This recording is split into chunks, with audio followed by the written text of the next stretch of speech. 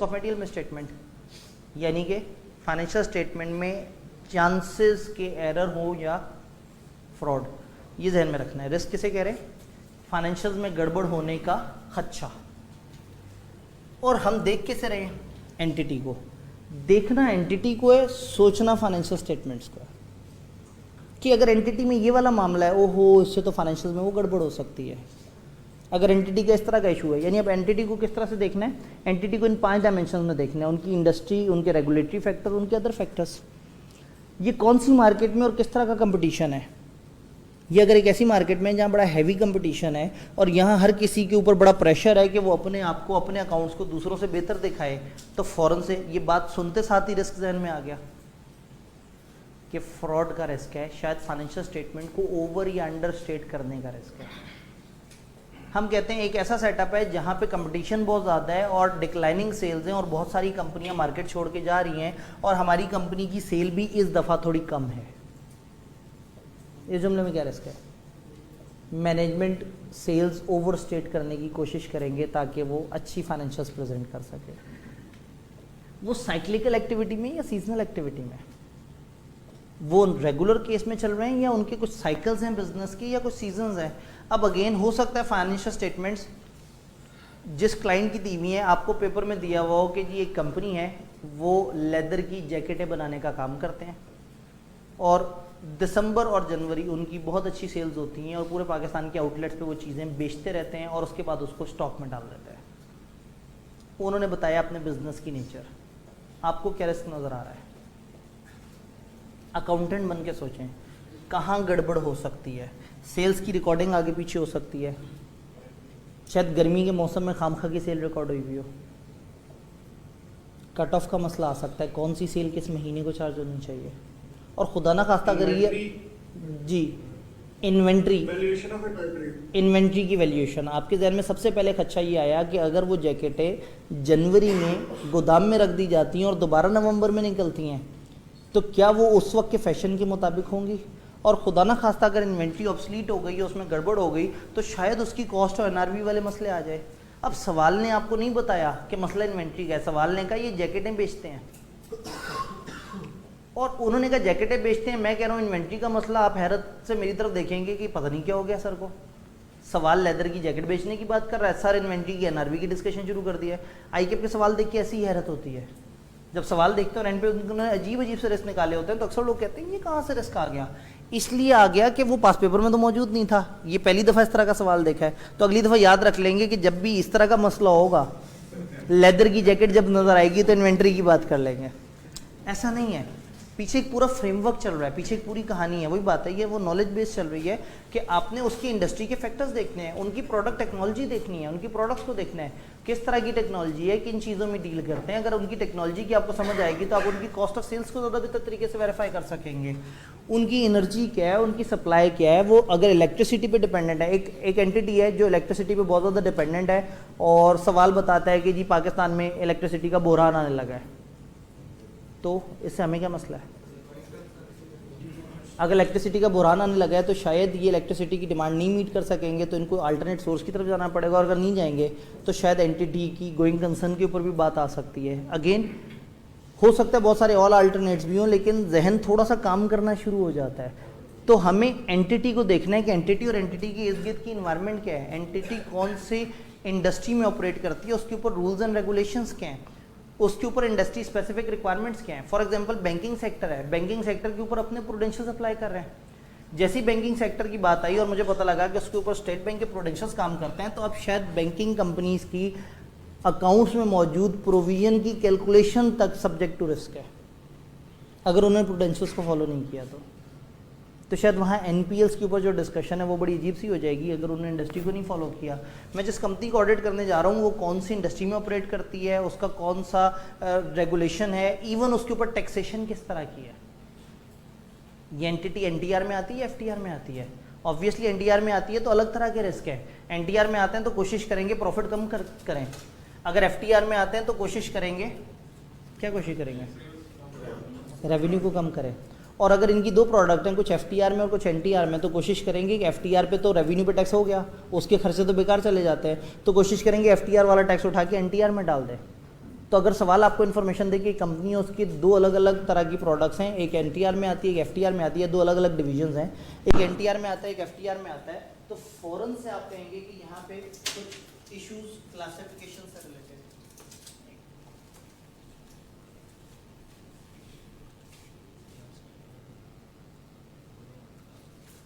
जी चलें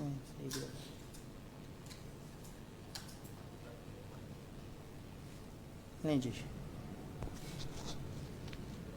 देखें आवाज़ आ रही है अभी? ठीक है, बात थोड़ी सी समझ आई कि उन्होंने कहा एंटिटी का ये टैक्स का स्ट्रक्चर है और ये दो तरह की डिविजन्स हैं, और मैं बैठ गया, मैंने कहा जी यहाँ पे तो रिस्क है। क्या रिस्क है कि फाइनेंशियल स्टेटमेंट्स के अंदर जो कॉस्ट ऑफ गुड्स सोल्ड है उसकी क्लासिफिकेशन में मसला हो सकता है, उसकी कैटेगरीज गलत हो सकती हैं, उसमें एक्सपेंसेस की एलोकेशन गलत हो सकती हैं। उन्होंने तो सवाल में बोला भी नहीं था कॉस्ट ऑफ सेल का मसला है, उन्होंने तो कहा था दो डिवीजन अलग अलग टैक्सेशन है। ऑब्वियसली आप अकाउंटेंट, मैं हमेशा बात करता हूँ रिस्क असेसमेंट के सवाल में एक अकाउंटेंट बन के सोचना है कि क्या गड़बड़, फ्रॉड या एरर हो सकता है उस तरह की सिचुएशन में। तो ऑब्वियसली जब एफटीआर एनटीआर का मसला है तो फ्रॉड क्या हो सकता है, जान के बेईमानी करेंगे। एरर क्या हो सकता है, उन्हें समझ ही नहीं आ रहा होगा कि कौन सी चीज़ एफटीआर में क्लासीफाई करें, कौन सी चीज़ एनटीआर में क्लासीफाई करें। तो अगेन उनकी इंडस्ट्री और उनका ये सारा कुछ समझना ज़रूरी है। उनके अदर फैक्टर्स देखना ज़रूरी हैं, जनरल इकोनॉमिक कंडीशंस क्या हैं, ओवरऑल अगर इकोनॉमिक्स जो है वो अच्छी नहीं है, इंडस्ट्री श्रिंक कर रही है, कंपनी अपने प्लांट्स बंद करने के बारे में सोच रही है, अल्टरनेट सोर्सेज की तरफ जाने के बारे में सोच रही है, तो उसके अंदर भी बहुत सारे ऑडिट रिस्क हो सकते हैं। फिर ये जिस इंडस्ट्री में ऑपरेट कर रहे हैं वहाँ पे क्या मामला आता है। फॉर एग्जांपल हमारी कंपनी है जो इंपोर्ट्स करके बिजनेस करती है, अब अगर अचानक से मैं आपको बता दूँ कि डॉलर का रेट बढ़ता जा रहा है, तो क्या आपको कोई अकाउंटिंग रिस्क नज़र नहीं आएगा? मतलब कोई रिस्क, क्या रिस्क होगा? अगर एक्सचेंज रेट चेंज हो रहा है तो बहुत सारे फ्रॉड भी हो सकते हैं और बहुत सारे एरर्स भी हो सकते हैं। जब ये इंपोर्ट्स को डील करते हैं और इनकी अच्छी खासी फॉरेक्स ट्रांजैक्शंस हैं तो फिर ट्रांसलेशन गेन लॉस वाले मसले आ सकते हैं। अगेन रिस्क क्या है? रिस्क है एक रिस्क के शायद फाइनेंशियल स्टेटमेंट्स गलत हो, वो एरर की वजह से भी हो सकती हैं, फ्रॉड की वजह से भी। तो टिपिकली फ्रॉड के ऊपर तो हम फ्रॉड के स्टैंडर्ड में डिटेल से सोचते हैं। यहाँ पे आप जहन में अपने एरर जरूर रख सकते हैं कि बताएं वो क्या चीज़ें हैं जिसकी वजह से फाइनेंशियल्स में गड़बड़ या एरर हो सकता है। देन एंटिटी के बारे में देखेंगे, एंटिटी किस नेचर की है, उसके बिजनेस ऑपरेशंस क्या है। लो जी, अगर मैं कहूँ एंटिटी एक लाइब्रेरी चलाती है और अगर मैं कहूँ एंटिटी एक यूटिलिटी ग्रोसरी स्टोर है, दोनों में फ़र्क है क्या? जो लाइब्रेरी है उसके अपने अपने मसले हैं, उसमें उनके लिए किताबों की इन्वेंट्री बड़ा इंपॉर्टेंट होगा, उसमें उनके लिए सारी मैनेजमेंट इंपॉर्टेंट होगी, उसमें उनके कंट्रोल्स इंपॉर्टेंट होंगे, उसमें उनके लिए स्टूडेंट्स की रजिस्ट्रेशन और इस तरह के मसले होंगे। और जो ग्रोसरी स्टोर होगा, इन्वेंट्री की मूवमेंट इंपॉर्टेंट होगी, उसकी रिकॉर्डिंग इंपॉर्टेंट होगी, सेल्स रिकॉर्ड करने का चीज़ें इंपॉर्टेंट होंगी, इन्वेंट्री की क्लासिफिकेशन इंपॉर्टेंट होगी। तो जैसी एंटिटी है वैसी चीज़ इंपॉर्टेंट होगी। वही बात है कि आप कहते हैं कि मेट्रो के फाइनेंशियल स्टेटमेंट्स हमारे सामने आएंगे तो हमारे जहन में अहम एरिया होगा इन्वेंट्री, मगर आईकेएफ के फाइनेंशियल स्टेटमेंट्स हमारे जहन सामने आएंगे तो हमारे जहन में अहम एरिया होगा बच्चों से कितने पैसे आए। जबकि हमने ये बात देखी थी कि बच्चों से जितने पैसे आए वो बड़ा छोटा एरिया है, जबकि जो नॉन करंट एसेट्स हैं वो बहुत बड़ा एरिया है। बट चूंकि आपका ध्यान वहाँ नहीं जा रहा, आपका ध्यान जिस एरिया की तरफ जा रहा है तो वो एरिया है जहाँ पे ज़्यादा टेंशन हो सकती है, उसमें छोटी सी गलती भी फ़ौरन से महसूस होगी और नॉन करंट एसेट्स में बड़ी गलती भी शायद इग्नोर हो जाएगी। क्योंकि यूज़र जिन चीज़ों की बेस पे डिसीजन ले रहा होगा अगर उनमें कोई गड़बड़ है तो फिर ऑडिटर कंसर्न होगा। तो ऑडिटर भी अपनी जो एफर्ट्स हैं वो ज़्यादा डायरेक्टेड रखता है उन चीज़ों पे जो उस इंडस्ट्री के स्पेसिफिक मामला आता है। तो इंश्योरेंस सेक्टर के अपने रिस्क होंगे, बैंकिंग सेक्टर के अपने रिस्क होंगे, ट्रेडिंग के अपने रिस्क होंगे, मैन्युफैक्चरिंग के अपने रिस्क होंगे। तो ये देखना ज़रूरी है कि इसके ऑपरेशंस किस तरह के हैं, इसकी ओनरशिप और गवर्नेंस स्ट्रक्चर किस तरह का है। अगर मैं कहता हूँ डेट इक्विटी इनकी आउट हुई हुई है, मतलब इसमें 80-90% डेट है और 10% इक्विटी है, तो ऑब्वियसली फ़ौरन से परेशानी होगी। वो परेशानी क्या होगी? जब डेट इक्विटी रेशियो आउट हुई हुई है तो बैंक रेगुलेट कर रहा होगा कोवेनेंट्स के थ्रू, और जब कोवेनेंट्स मीट नहीं हो पा रहे होंगे तो धमकी देता होगा मेरे पैसे वापस करो। तो इनको बैंक के कोवेनेंट्स मीट करने के लिए क्या करना पड़ेगा? Fraudulent financial reporting, window dressing करनी पड़ेगी। तो इन चीज़ों से भी फिर हमारी एंटिटी की इन्वेस्टमेंट्स किस तरह की हैं, हमने कहाँ कहाँ इन्वेस्टमेंट्स की हुई हैं, उन इन्वेस्टमेंट्स का पर्पस क्या है, वो इन्वेस्टमेंट्स कितनी वोलेटाइल हैं। ऑब्वियसली अगर मैं कहूँ कि हमारी कंपनी ने लैंड में इन्वेस्ट किया हुआ है और एक तरफ मैं कहूँ हमारी कंपनी ने स्टॉक्स में इन्वेस्ट किया हुआ है, तो जैसे ही स्टॉक्स की बात आएगी आप फ़ौरन से परेशान हो जाएंगे। स्टॉक की बात आएगी आप कहेंगे ओ हो उसकी तो वैल्यूएशन के मसले ही मसले हैं। और अगर मैं बात करूंगा लैंड की तो आप कहेंगे चलो कोई बात नहीं, कम से कम हमारे पास बुक वैल्यू तो है ही है, और उसके अलावा देखेंगे कि सिचुएशन हुई या उस तरह की इन्वेंट्री। तो अगेन आपकी इन्वेस्टमेंट्स किस तरह की हैं, वो कौन से स्टैंडर्ड में क्लासीफाई होती हैं, जैसी इन्वेस्टमेंट्स होगी उस तरह के मसले मसाइल होंगे। तो एंटिटी को समझना ज़रूरी है कि एंटिटी क्या है, उसकी फाइनेंशियल रिपोर्टिंग किस तरह की है, उसने किन टाइमलाइंस पे रिपोर्ट बनानी है। बैंकिंग सेक्टर है तो उसकी अपनी अलग टाइमलाइंस हैं, जो नॉर्मल सेक्टर है उसकी अपने अलग टाइमलाइंस हैं। किसी की फाइनेंशियल रिपोर्टिंग में थोड़ी चीज़ें, किसी की फाइनेंशियल रिपोर्टिंग में ज़्यादा चीज़ें। तो सवाल कभी कभी हमें ये सारी इन्फॉर्मेशन दे रहा होता है और हम इसे इग्नोर कर देते हैं, जबकि उस इन्फॉर्मेशन में से रिस्क निकल रहे होता है। वो कौन से सेक्टर में हैं, उनके ऑपरेशंस किस तरह के हैं, उनके मेन एरियाज़ कौन से हैं, उनको कहाँ कहाँ मसले आए हैं, इन सब के अंदर से रिस्क मिलता है। तीसरी चीज़, एंटिटी की selection application of accounting policies का सिस्टम क्या है। अगर सवाल हमें इन्फॉर्मेशन दे रहा है कि मैनेजमेंट वाले जो है वो एस्टीमेट्स बनाते वक्त थोड़ा बहुत ज़्यादा ईज़ को प्रमोट करते हैं, और जब किसी चीज़ की वर्किंग नहीं हो पा रही होती तो एक अंदाज़न एक अमाउंट डाल देते हैं, तो फ़ौरन से कहेंगे भाई इनकी तो अप्रोच ही गलत है। जिनकी सिलेक्शन, आपको याद होगा सिलेक्शन और एप्लीकेशन ऑफ अकाउंटिंग पॉलिसी दोनों चीज़ें मटेरियल में स्टेटमेंट की तरफ चली जाती हैं। तो एंटिटी की selection application of accounting policies का सिस्टम क्या है, इनका डिपार्टमेंट कैसे काम करता है, ये किन बेसिस पे पॉलिसी सिलेक्ट करते हैं और पॉलिसी को अप्लाई करते हुए किस तरह की चीज़ें देखते हैं, इनके पास कितनी गाइडेंसेस अवेलेबल हैं, क्या एम्प्लॉयज़ बैठ के खुद से डिसाइड करते हैं या एक बड़े लेवल की मीटिंग होती है जिसमें एक नई पॉलिसी की इम्प्लीमेंटेशन के ऊपर जिक्र होता है। तो इनके उस डिपार्टमेंट को जो कि सिलेक्शन एंड अकाउंटिंग एप्लीकेशन कर रहा है उसको समझना ज़रूरी है। देन इनके ऑब्जेक्टिव्स, इनकी स्ट्रेटेजी। सवाल आपको बताएगा कि ये एंटिटी चाह रही है कि हम 10 नई ब्रांचेस ओपन कर लें, और आप फ़ौरन से दुखी हो जाएंगे। क्या मतलब 10 नई ब्रांचेस तो बहुत खुशी की बात है, बट 10 नई ब्रांचेस का मतलब है 10 जगह नया सिस्टम, नए लोग, नया तरह का सेगमेंट। जब नए लोग होंगे, नया सिस्टम होगा, रिस्क आएगा। नए सिस्टम में क्या रिस्क आएगा, शायद लोगों को नए सिस्टम की समझ ना हो, तो शायद कुछ लोगों को नए सिस्टम की समझ ना हो इसलिए वो नए सिस्टम में एरर्स करेंगे, और जिनको नए सिस्टम की बहुत ज़्यादा समझ हो वो फ्रॉड करेंगे। तो अगर नए लोग आए हैं, नया अकाउंटिंग सॉफ्टवेयर आया है, तो ऐसे में एक जगह पे आप स्टैंडर्ड में देखेंगे उन्होंने तमाम जितनी भी नई एडवांसमेंट्स होती हैं, नई डेवलपमेंट होती हैं, उसके अंदर से कुछ ना कुछ रिस्क ढूंढने की कोशिश की है। नई प्रोडक्ट और सर्विस, पता ये लगा कि जी एक नई प्रोडक्ट है हम लॉन्च करने लगे हैं, नई प्रोडक्ट है, फ़ौरन से जहन में आएगा कि अच्छा नई प्रोडक्ट है, इससे पहले डेवलपमेंट हुई होगी, पता ना IAS 38 सही से फॉलो हुआ है या नहीं हुआ, पता नहीं रिसर्च एंड डेवलपमेंट एक्सपेंडिचर को क्लासीफाई किया या नहीं किया। यानी कि आपने सिचुएशन देखनी है और पीछे से अकाउंटिंग के ऊपर एतराज़ करना शुरू कर देना है या डाउट करना शुरू कर देना है कि पता नहीं अकाउंटिंग सीधी है या नहीं है।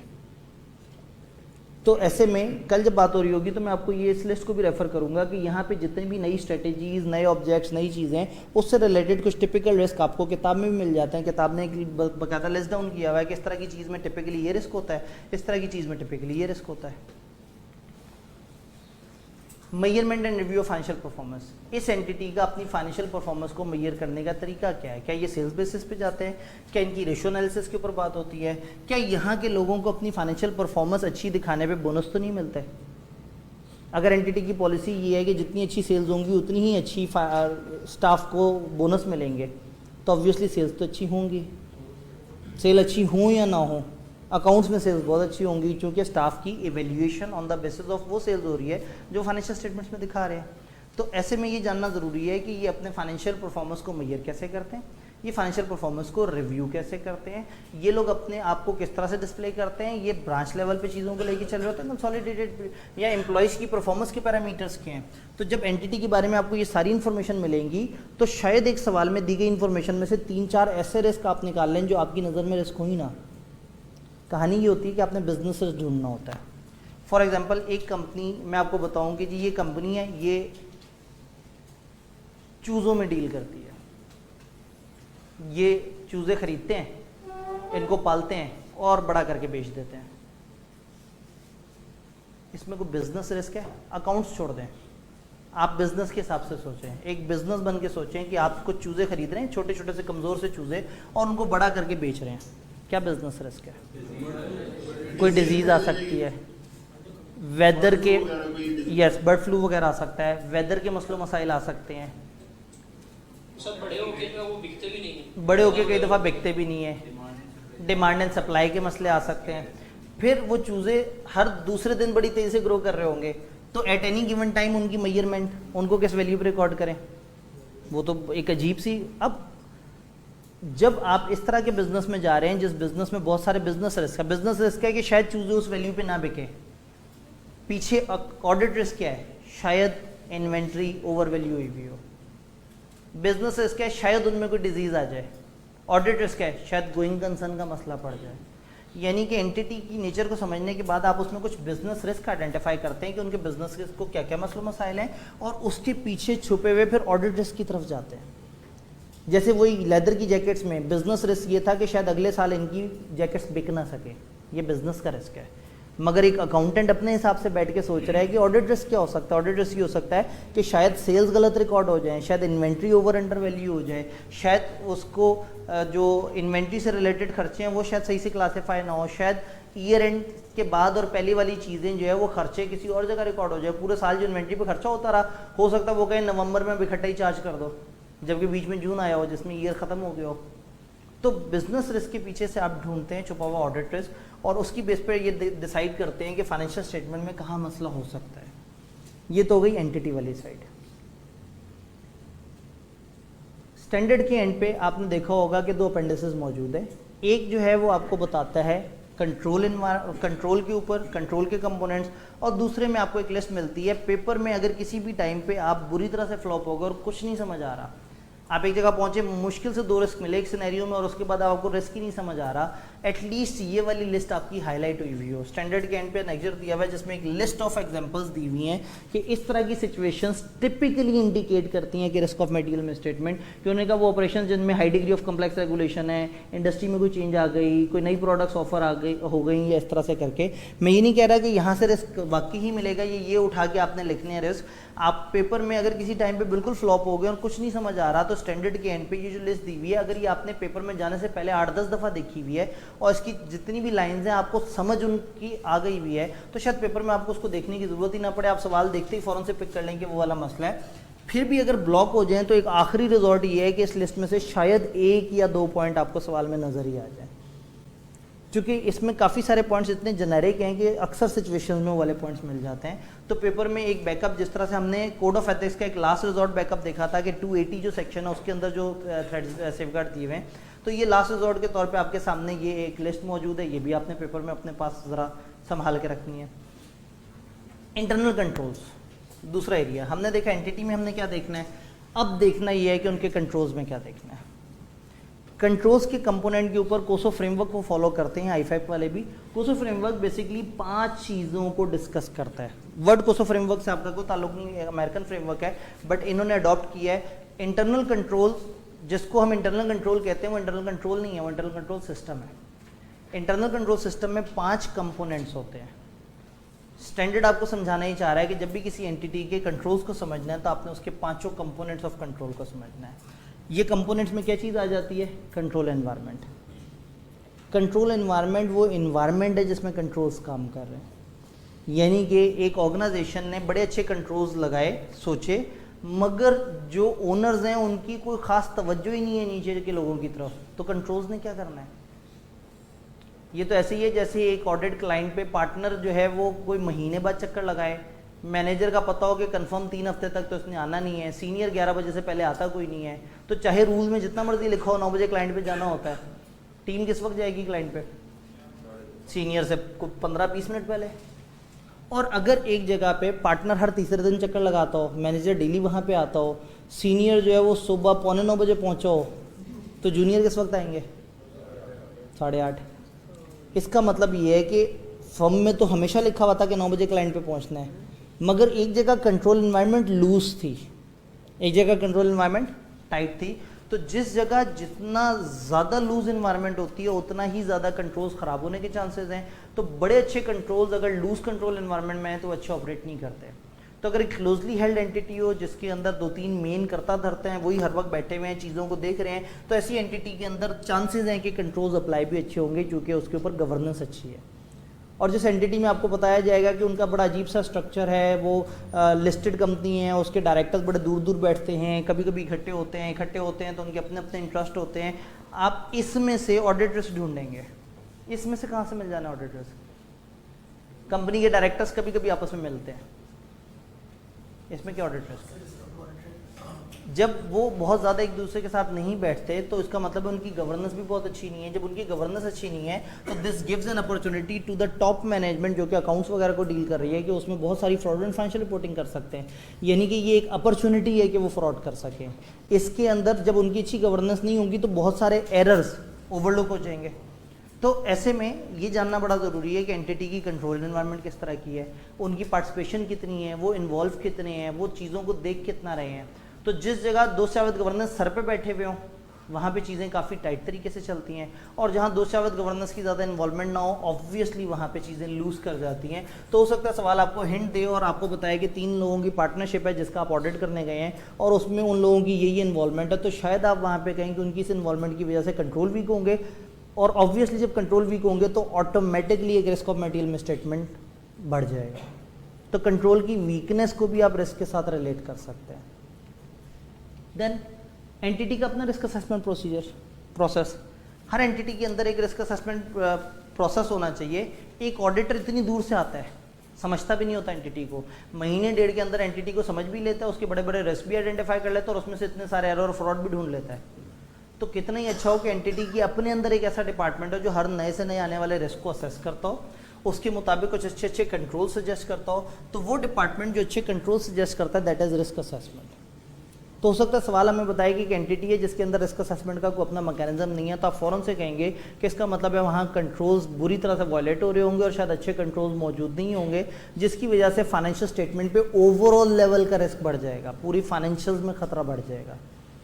तो रिस्क असेसमेंट डिपार्टमेंट अगर तो उनका एक रिस्क असेसमेंट प्रोसेस है तो आप देखेंगे कि क्या वो रिस्क आइडेंटिफाई कर रहा है, और अगर आपने कोई रिस्क आइडेंटिफाई किए हैं तो क्या उन्होंने उसको आइडेंटिफाई करके उसके ऊपर कोई वर्किंग की है। और अगर उनका ऐसा कोई प्रोसेस नहीं है, एडहॉक बेसिस पे चल रहा है, तो ऐसे में आप उनसे ज़रूर ये जानना चाहेंगे कि भाई आप कैसे इंश्योर करते हैं कि आपकी एंटिटी सही डायरेक्शन में चल रही है या नहीं चल रही। इसी तरह की बात हम गोइंग कंसर्न में तकरीबन सेम टोन में कर रहे होते हैं। यहाँ तक बात समझ आई। इंफॉर्मेशन सिस्टम, उनका इंफॉर्मेशन सिस्टम कैसा है। अब हो सकता है सवाल आपको हिंट दे कि इस दफ़ा एक नया सॉफ्टवेयर लगा है, या सवाल आपको बताए कि जी इस दौरान एक नया सॉफ्टवेयर लगा, उस नए सॉफ्टवेयर पे सारी चीज़ें शिफ्ट हुई, पैरेलल रन चला, कुछ अरसे तक चला और उसके बाद नए सॉफ्टवेयर पे शिफ्ट हो गए और अब आपको कोई मसला नहीं। स्टिल आपको मसला है। आपको मसला ये है कि नए सिस्टम में आईटी कितनी है और आईटी कितनी नहीं है। नए सिस्टम का जो पैरेलल रन है वो तो अपनी जगह, नए सिस्टम की टेस्टिंग हुई थी या नहीं हुई थी, नए सिस्टम में जनरल एप्लीकेशन कंट्रोल्स किस तरह के हैं। तो आपका जो इन्फॉर्मेशन सिस्टम है अगर वो मैनुअल है तो उसके अपने रिस्क है। जो मैनुअल सिस्टम है उसके अंदर एरर और फ्रॉड अक्सर हो जाते हैं, कई दफ़ा चीज़ें जो है उनकी सपोर्टिव नहीं मिलती। और अगर ये कंप्यूटर बेस्ड इन्फॉर्मेशन सिस्टम है उसमें ऑटोमेटेड ट्रांजेक्शन हो रही होंगी, उसमें चीज़ें खुद ब खुद एग्जीक्यूट हो रही होंगी। तो जिस तरह का इन्फॉर्मेशन सिस्टम होता है उस तरह के रिस्क होते हैं। सवाल अगर आपको बताया कि इनका एक बड़ा अच्छा तगड़ा सॉफ्टवेयर है जिसके अंदर बड़े अच्छे कंट्रोल्स इनबिल्ट हैं, तो आप वहाँ पे थोड़ा सा कंफर्ट जोन में आ जाएंगे। और जहाँ इनके एक ख़राब सॉफ्टवेयर हो या इनका इन्फॉर्मेशन सिस्टम थोड़ा फिजिकल तरीके से चल रहा हो तो वहाँ शायद आप ज़्यादा बेहतर तरीके से चीज़ों को नहीं देख सकेंगे जहाँ पे प्रॉब्लम्स हैं। तो इन्फॉर्मेशन सिस्टम फिजिकल भी हो सकता है, कंप्यूटर बेस्ड भी हो सकता है। अगर कंप्यूटर बेस्ड हुआ और आईटी हुई तो आईटी के अपने रिस्क हैं। स्टैंडर्ड एक स्पेसिफिक तरीके से आईटी बेस्ड जो इन्फॉर्मेशन सिस्टम है उसके रिस्क बताते हैं, और उसके अंदर फिर ऑडिटर जो है थोड़ा ज़्यादा अलर्ट रहता है जब आईटी इन्वॉल्व होती है। उसका भी तस्करा आगे चल के आएगा। कंट्रोल्स की मॉनिटरिंग में आ जाता है आपका इंटरनल ऑडिट फंक्शन। एक प्रॉपर मॉनिटरिंग का फंक्शन एंटिटी में मौजूद है या नहीं है। अगर मौजूद नहीं है तो इसका मतलब है कि इनके कंट्रोल जितने मर्जी अच्छे हों अच्छे तरीके से काम नहीं करेंगे, क्योंकि अगर एक मॉनिटरिंग ही मौजूद नहीं है तो जब मॉनिटर नहीं करेंगे तो ऐसे में कंट्रोल्स में इंप्रूवमेंट की कोई गुंजाइश नहीं होगी। और शायद पिछली दफ़ा जो आप इनको कंट्रोल वीकनेसेस बता के गए शायद इस दफ़ा भी उसके ऊपर कोई काम ना हुआ हो। तो अगेन ओवरऑल कंट्रोल के ऊपर जब आप बात करते हैं तो फिर जो उसमें मेन चीज़ है कंट्रोल एक्टिविटीज़, ये वो कंट्रोल्स हैं जिनको हम हमेशा कंट्रोल कहते थे। तो कंट्रोल सिस्टम में 5 चीज़ें हैं। ओवरऑल एनवायरनमेंट कैसी है, रिस्क असेसमेंट का प्रोसीजर है या नहीं है, मॉनिटरिंग बेहतर है या नहीं है, कंट्रोल एक्टिविटी सही से काम कर रही हैं या नहीं कर रही, और इनका इन्फॉर्मेशन सिस्टम कितना तगड़ा है। शायद इन 5 एलिमेंट में से 2 ऐसे एलिमेंट्स हैं जो आपको पेपर में आइडेंटिफाई हों और आप उसमें से रिस्क निकालें। आप कहेंगे यहाँ पे एक रिस्क है, यहाँ इनकी कंट्रोल एनवायरनमेंट वीक लग रही है, यहाँ गड़बड़ हो सकती है। इस जगह इनके इन्फॉर्मेशन सिस्टम में अभी भी नया सिस्टम इम्प्लीमेंट हुआ है, शायद इस लेवल पे ये मसला आ जाए। कंट्रोल्स शायद रिस्क असेसमेंट के लिए इतने इंपॉर्टेंट नहीं है, लेकिन आई कैप का कोई पता नहीं कि कभी भी अचानक से एक सिचुएशन देख के कहे बताओ इसमें क्या क्या कंट्रोल्स मिसिंग नज़र आ रहे हैं।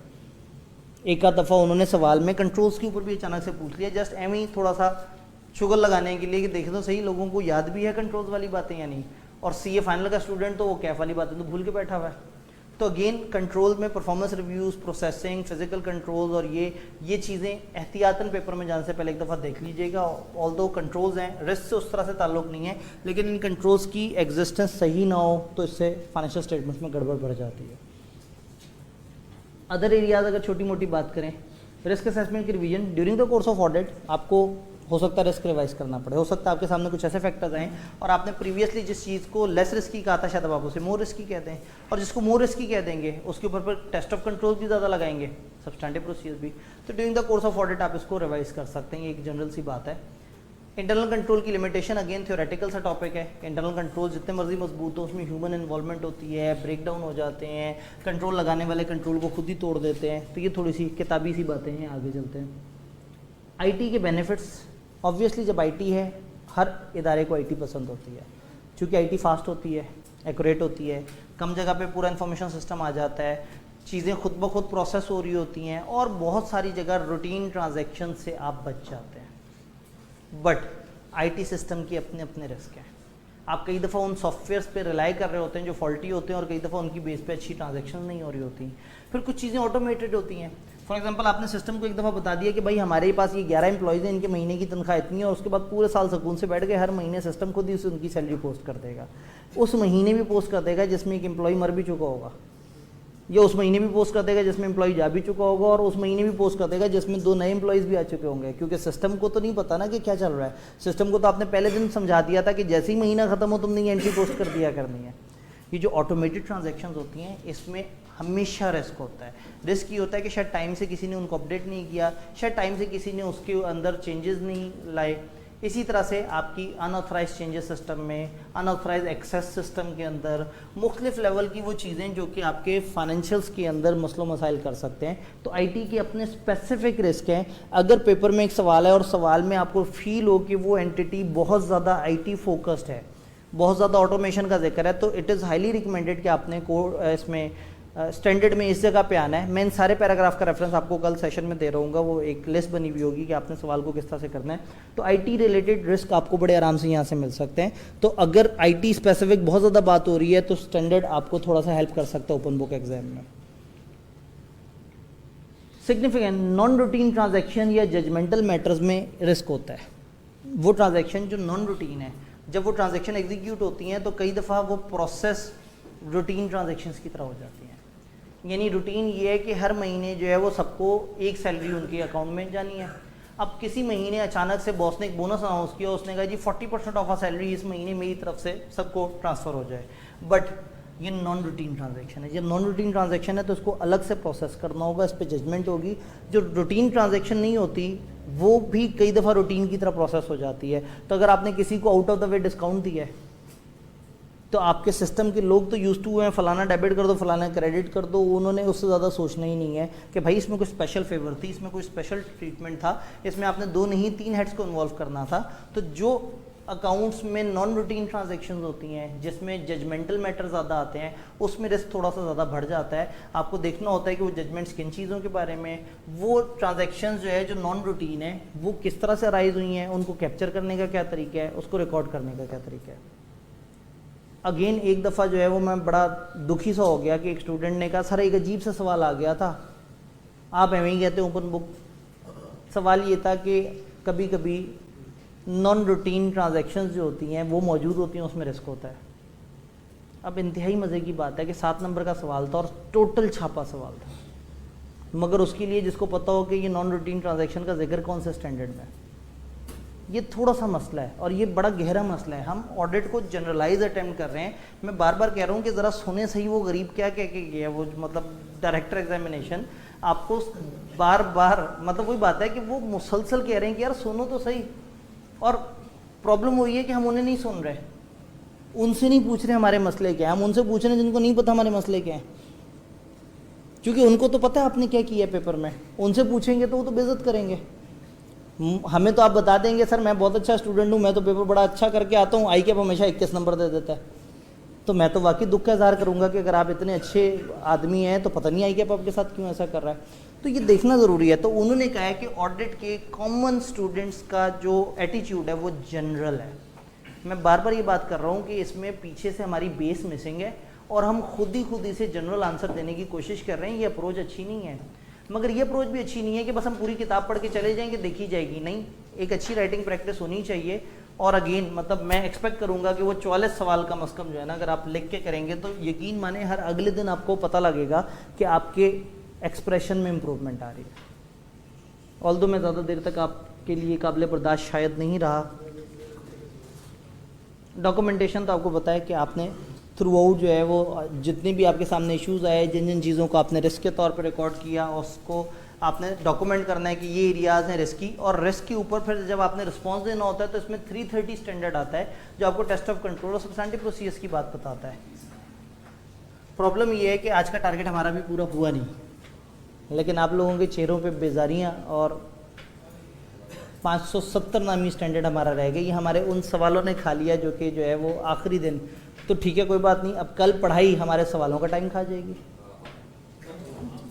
टेट फॉर टैट, जैसा करोगे वैसा करोगे। तो मैंने सवालों के लिए 2 घंटे प्लस टाइम रखा था, अब हम उसमें से टाइम बाय करेंगे और हम अपने 570 को टाइम देंगे।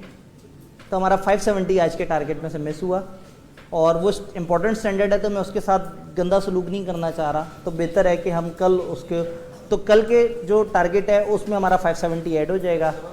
तो आप अगर, हाँ मतलब वो यही है कि जज्बाती हो गए भाई, हाँ क्योंकि मगरिब, हाँ स्पेसिफिकली मगरिब प्रेयर और वो जो है ना, तो 5:35 हमारा ऑफिशियल टाइम 5:35 है। 5:30 हमने रखा था, लेकिन पहले दिन हमें एहसास हुआ था कि नमाज के साथ थोड़ा क्लैश है। तो कल इंशाल्लाह 5:35 पे हमारा पहला टारगेट होगा 570, 520 और 240 अलॉन्ग विद रिस्क असेसमेंट के सवाल को कैसे सॉल्व करना है। दूसरे सेशन का टारगेट होगा अश्योरेंस एंगेजमेंट्स क्या होती हैं, अश्योरेंस का फ्रेमवर्क क्या है, और हमारे सिलेबस में जो अदर स्टैंडर्ड्स हैं वो कौन कौन से हैं, उनका सब्जेक्ट मैटर क्या है, उसमें से काम की चीज़ें क्या हैं, और आपको उनके दरमियान क्या क्या चीज़ें डिफरेंसेस पता होने चाहिए। और फिर तीसरे सेशन का हमारा टारगेट है कि मॉक क्यों इंपॉर्टेंट है, किस तरह से देना चाहिए, पेपर को अटेम्प्ट करते हुए क्या चीज़ें देखनी है, और वो सवाल जवाब जो हमने दूसरे सेशन के मिड से शुरू करने थे, अब शायद वो वाकई तीसरे सेशन पे चले जाएँ। तो इंशाल्लाह ताला कल मिलते हैं 5:35 पे। जी 560 काश बहुत ज़्यादा टाइम होता है। वो पैरा 12 और 13 में